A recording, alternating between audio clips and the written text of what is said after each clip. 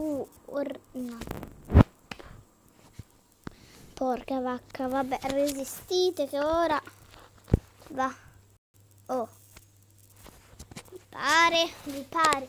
Secondo me oggi questo l'ho portato in un sempre lì, ma secondo me oggi era una notte horror, cioè un giorno horror.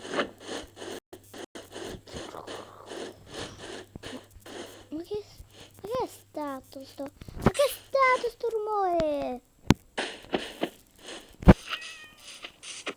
Oh mio Dio.